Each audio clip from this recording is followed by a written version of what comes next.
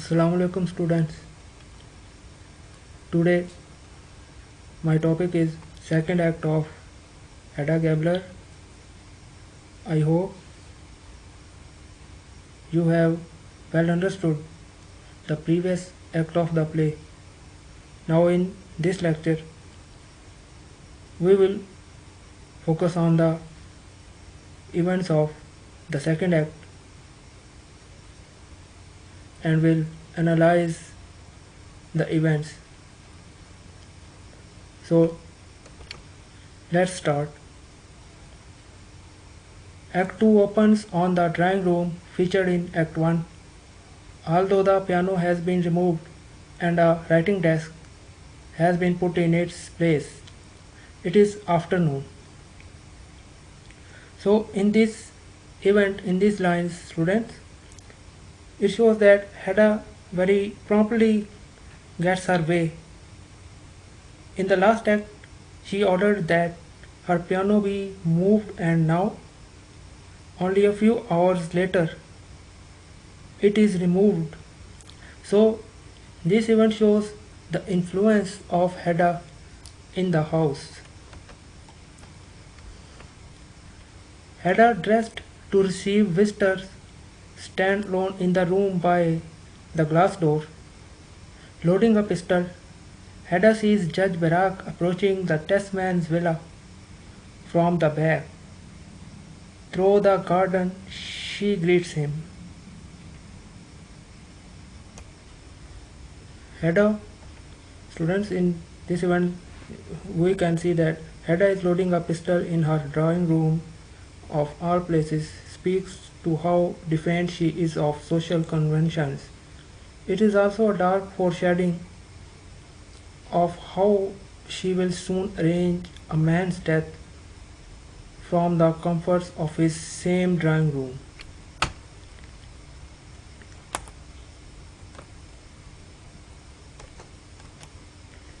Hedda raises her pistol, takes aim, and playfully announces that she is going to shoot him. Judge Brack shouts at her, "No, no, no!" Nonetheless, Hedda fires, purposefully missing Brack. Brack cries out that Hedda must be quite mad and insists that she stop fooling about. When he enters the drawing room, he eases the pistol out of Hedda's hand and returns it to its case.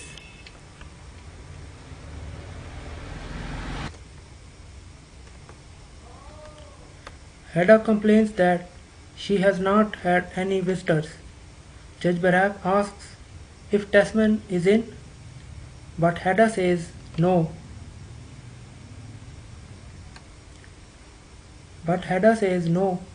He ran off to his aunt's house. Brack wishes he had, though he had thought of that, then he could have come back too. The Tesmans earlier and have had more time alone with the mistress of the house. Hedda says that it would not have done him any good to arrive earlier because she is been in her room all the morning changing. Hedda and Judge Brack sit down for a comfortable gossip. The two say that they have missed talking together. Hedda confides in Brack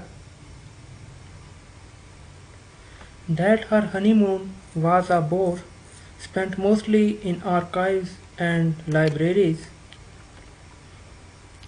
so that her husband could conduct his research, and she anticipates that her marriage, being with the same person everlasting, will become undesirable, unbearable.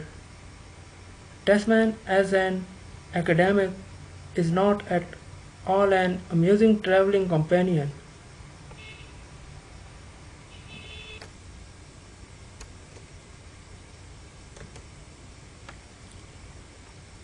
He drones on seekingly about history and medieval domestic crafts.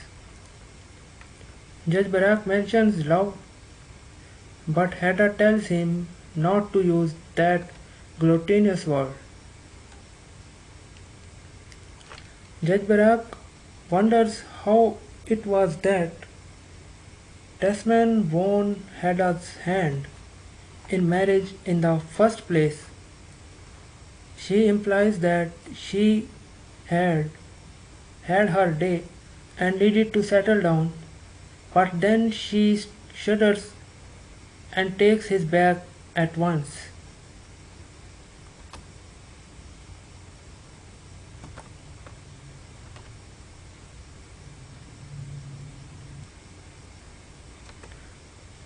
Besides, she goes on, Tesman is a worthy, solid man who might attain to the highest social distinction, and he is not ridiculous at least. Hedda also points out that Tesman was so pathetically eager to be allowed to support her, which is more than what her other gallant friends were prepared to do. Judge Barak laughs and says that he respects the bonds of holy matrimony. Hedda banteringly says she never had high hopes of marrying him Barak anyway. For his part, Barak says he demands no more than an intimate circle of acquaintances and trusted friends. He suggests that he is especially keen to befriend the lady of the house, means Hedda. Triangular relationships between husband, wife, and Barak himself are highly convenient for all concerned, he says. Hedda concedes that she would have been glad of a third person on her honeymoon trip.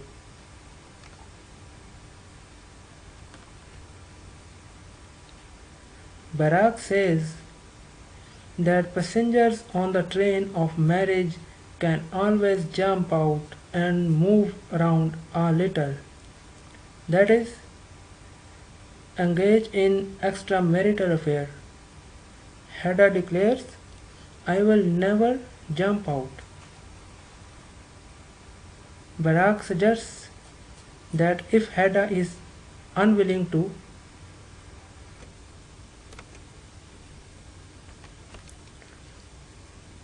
jump out, someone can always climb into the train compartment. A trusted, sympathetic, interesting friend, for example. Hedda says that would be a relief, she says.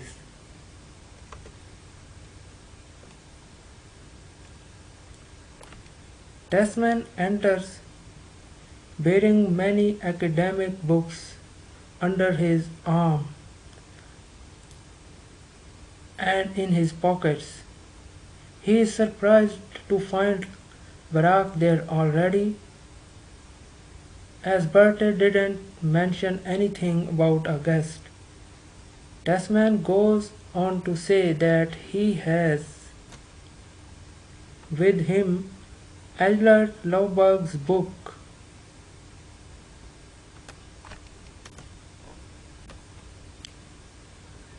Hedda and Barak exchange amused glances. Tesman is eager to read them, especially Eldred Lovebug's new book, and he goes to freshen up, announcing as he goes that Aunt Julie won't be visiting Hedda that night.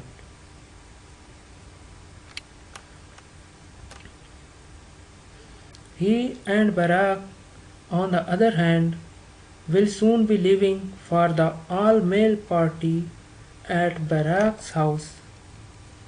With Tesman still in the room, Hedda complains to Barak that she is not happy. Barak reminds her that at least she has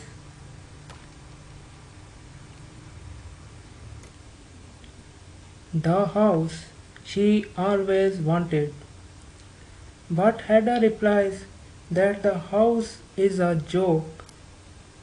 The previous summer, he had asked Tesman to escort her home, and one night when things were particularly awkward because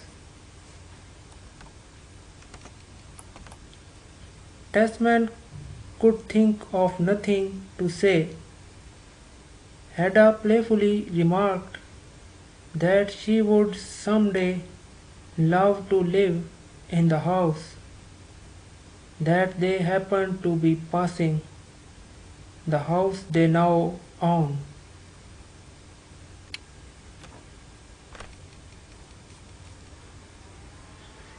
Barak suggests that she must find something to amuse her, and Hedda says that she would like for Tesman to enter politics, even though the thought is absurd given Tesman's scholarly character.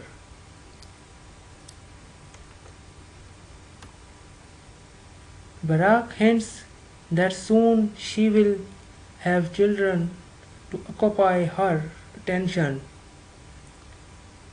But Hedda says she finds no happiness in things that make a calm on her freedom.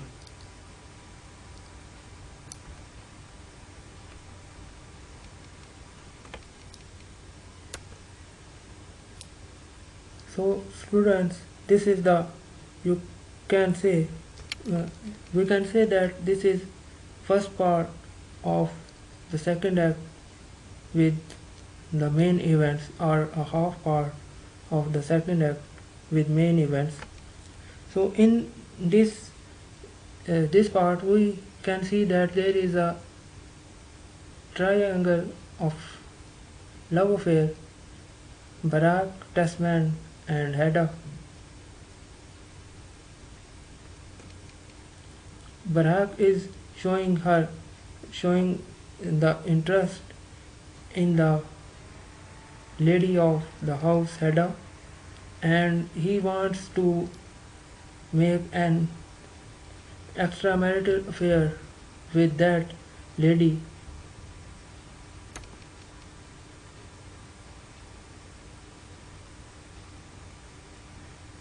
So he also urges Hedda to jump out from the train of the marriage. Here, train is a symbolic word which is used. So he urges her to jump out of the train and join Brack as to make a friend of her.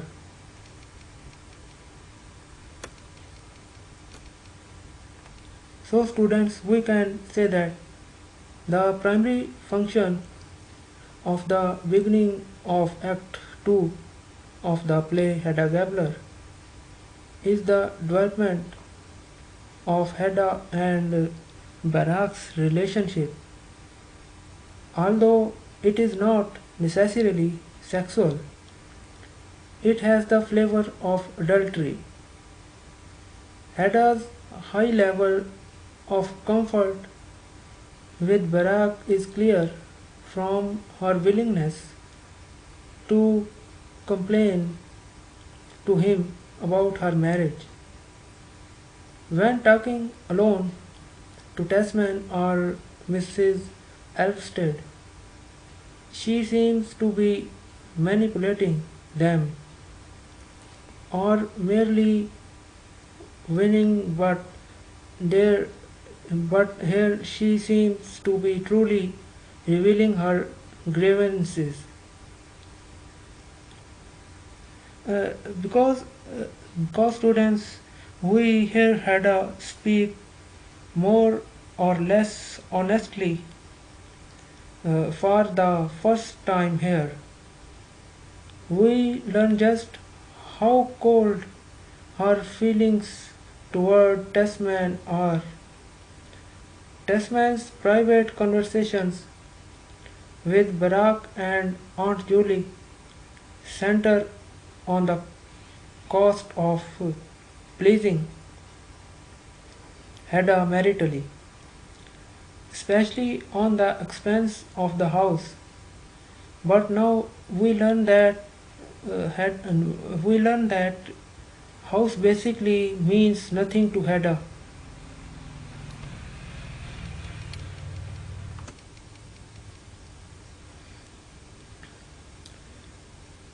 But we learn that house basically means nothing to Hedda. Not only do her taste outstrip those of Tesman and his aunt, but she also appears mentally superior, for they seem unable to comprehend her dissatisfaction. The end of this part features a telling exchange in which Hedda declares that not only is she sure that she is not pregnant, she also has no taste for things that make a claim on her freedom.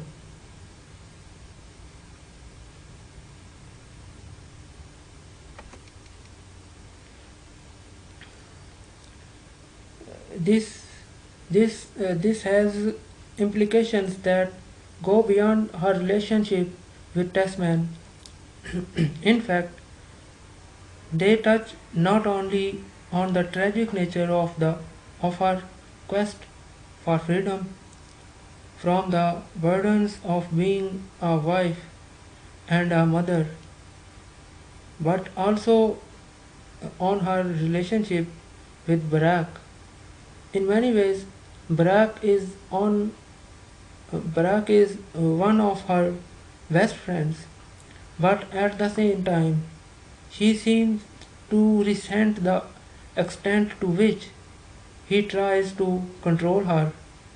This resentment will blossom later on in the play.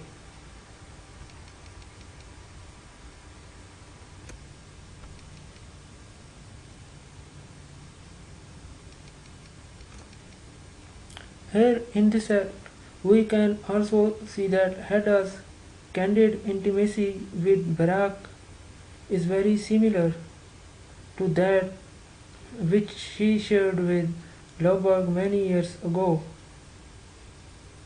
Indeed, she seems to cultivate such relationships with men so that she can exert influence, but also so that the men may provide her with a window into the male social world, which she envies because she is denied access to it. Finally, Hedda seems to relish the opportunity to vent some of her disgust with marriage and modern life. Love is only a cliche word to Hedda, with no reality or feelings behind it. So, the question raises that here in the act when we read it, that why did Hedda marry Tesman? Indulges her demands, yes, and might become a powerful man in the future. But here Hedda also reveals a darker reason for her choice. She suggests that she had had her day, that is, that the best of her life was behind her, and it was time to settle and give in the society's demands that she marry. In a sense, Hedda's life is over before the play begins. Barak here makes relative, relatively explicit his sexual desire for Hedda.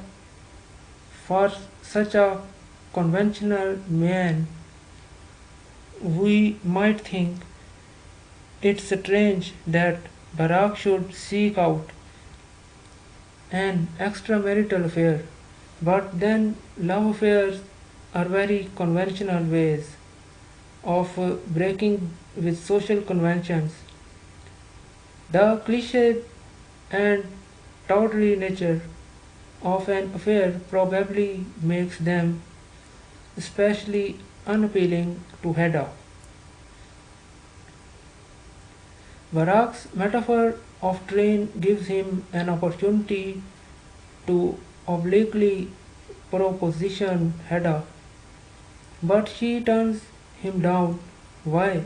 Here is the question, why did she do that? So it is implied that she finds an extramarital love affair to be at once intolerably scandalous and also lacking in beauty. Here is also the suggestion that far from being liberating, a love affair would only bind Hedda to Barak in secrecy.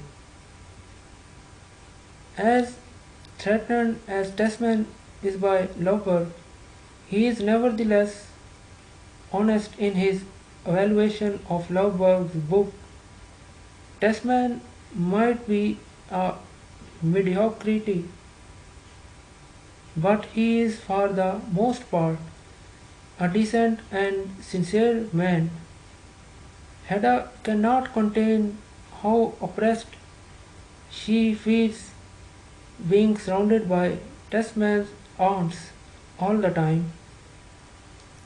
Just like her marriage, the aunts are everlasting Hedda fears. She, clear, she clearly has no real concern for Rina's health and only finds her perpetual illness boring.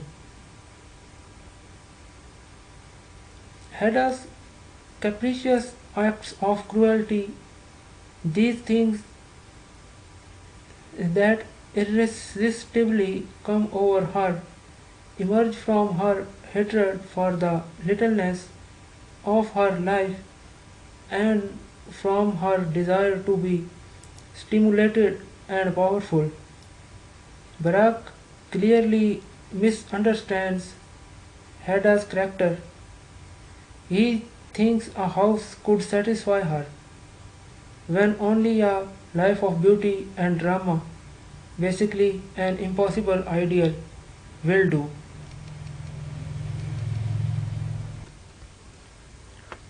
In this act, it would be a mistake to think of Hedda as cruel through and through. She seems capable of taking pity on and being charitable on to others, or at least her story about giving Tesman something to talk about suggests as much. What is instead cruel, but also quite ironic.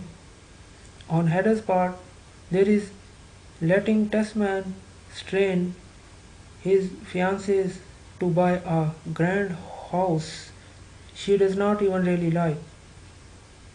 The scent of lavender and other flowers, the odor of death, gives the Tesman's villa a funeral cast that foreshadows the many deaths to come in the play.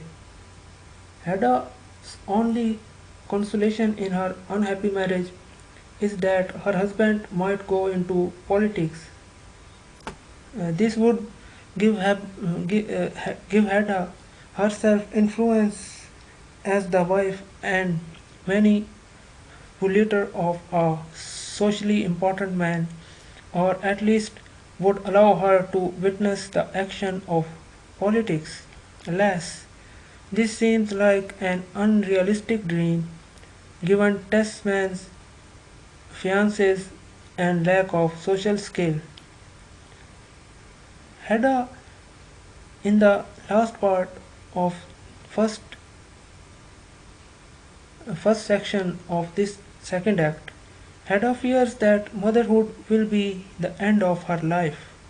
She will be totally bound to another well-being if she were to have a child. Being bored to death as a free woman is preferable to her mind. Next, here are some themes which are related to this part of the second act of the play. So, here are some themes. The first is power and influence. Second is marriage, love, sexuality, and jealousy. Next is beauty, tragedy, and farce. And next is provincialism and patriarchy. So, first, power and influence is the theme where we can see in the act that uh, which belongs to this theme. Like every character in Hedda Gabler seeks power and influence of some kind. As one critic describes it, the play is most convincingly read as the record of a series of personal campaigns for control and domination over oneself, over others, and over one's world. Most of the power struggles are pretty, like Tesman wants to know more than anyone else about medieval domestic crafts, all of the things, so that he might gain the professional and social power that would come with a prestigious professorship.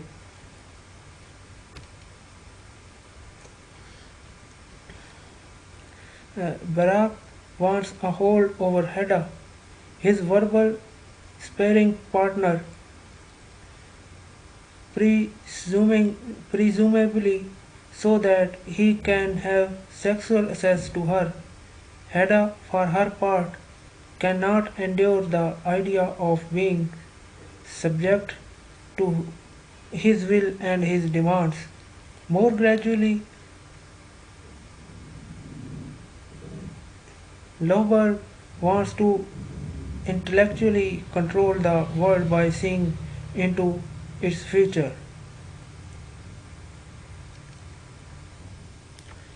While most of the characters in the play want power and influence for practical reasons, Hedda seeks to control and dominate others on a whim. Seemingly, she wants only to alleviate the excruciating boredom of her life, and so makes others suffer for no better reason than because she can. As Ibsen wrote in one of his notebooks, the demonic thing about Hedda is that she wants to exert influence over another person. She has an insatiable will and burns to accumulate things, but finds no satisfaction in what she has. The next theme is marriage, love, sexuality, and jealousy.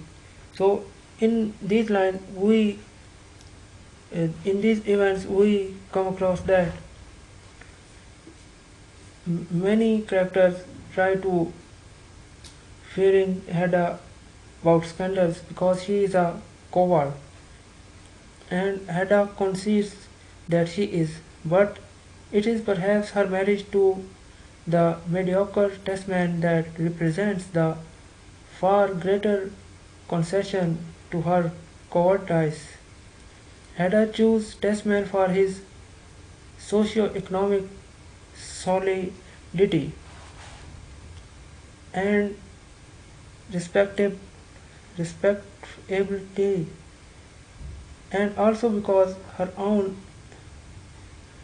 marriage ability. She does not love him. She finds the very word love is to be gluttonous and sickening. Nor is she even amused by him. It is with a sense of worry, dep- deprivation, and she now anticipates being in his company at all times, in all seasons.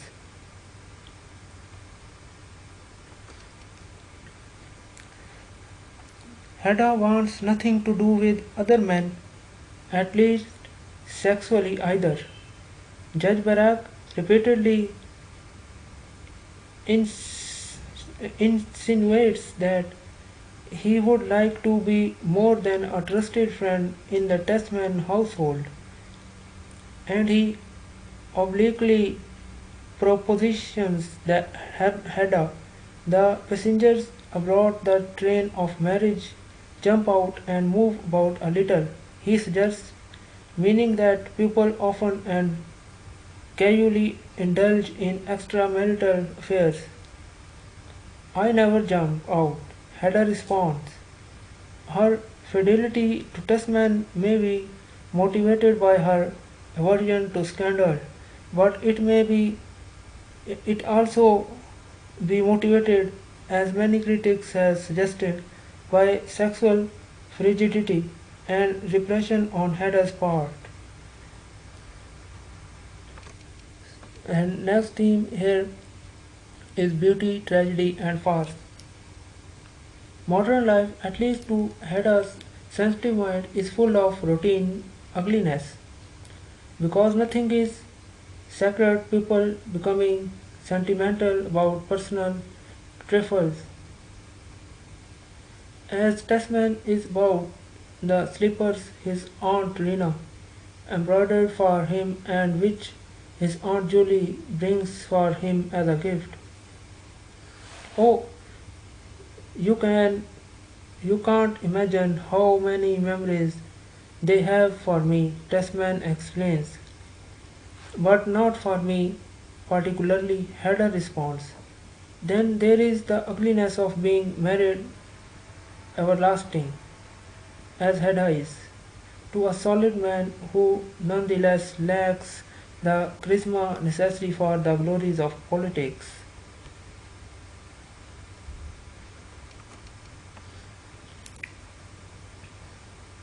There is also the associated ugliness of being in the company of men like Judge Barak, who vulgarly sexualizes and tries to intellectually battle with Hedda.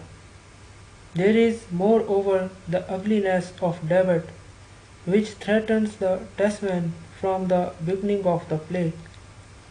It is no wonder then the Hedda defiantly longs for beauty, and not the trivial beauty of a new hat and parasol, but the tragic beauty, what she herself calls an act of spontaneous courage, of unconditional beauty.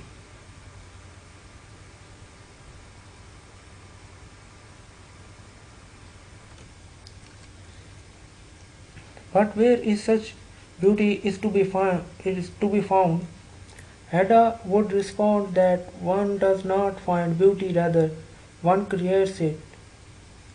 So it is that she sets about all a theatre director to produce a tragic spectacle full of pity and terror, so opportunistically casts Lovebird at first as a wine crowned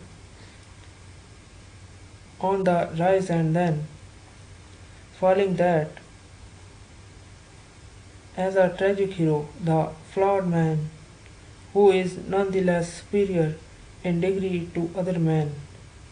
Then, with a ruthless commitment she has never had the courage to make before, Hedda inserts her will into, into his destiny.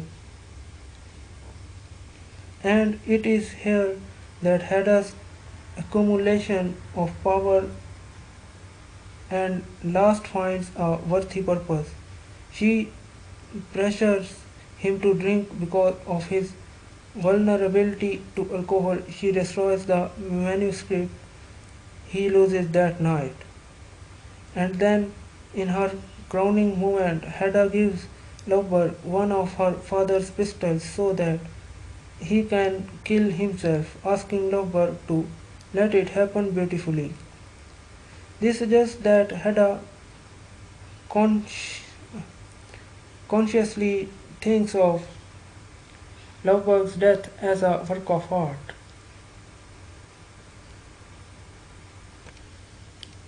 And last theme in this list is provincialism and patriarchy. Every character in Hedda Gabler seeks power and influence of some kind. As one critic describes it, the play is most convincingly read as the record of a series of personal campaigns for control and domination over oneself, over others, and over one's world. Most of the power struggle are petty. Tesman wants to know more than anyone else about medieval domestic crafts of all things, so that he might. Last theme is provincialism and patriarchy. So we can say that despite being well educated and well traveled, Hedda Gabler lives in a very small minded world. That is a provincial world.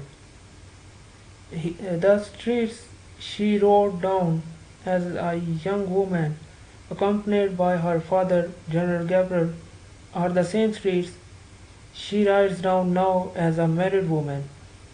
One of her early admirers, the academic Tesman, is now her husband, a man who during the couple's honeymoon abroad revealingly neglects the cultural riches of Italy in favor of toiling away in libraries.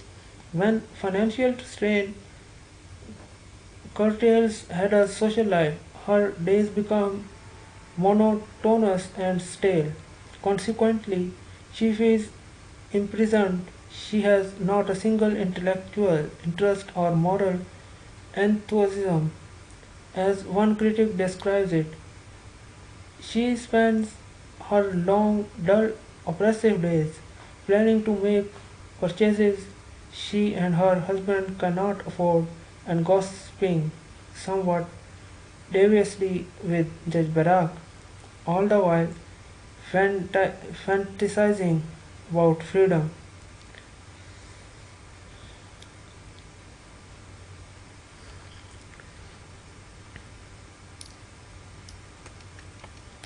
What's more, Hedda is especially limited in exercising her considerable intelligence and fiery lust for life because she is a woman living in a society dominated by men, a patriarchy. The men in her social circle have war, politics, and wild drinking parties to give scope to their action, thought, and feeling.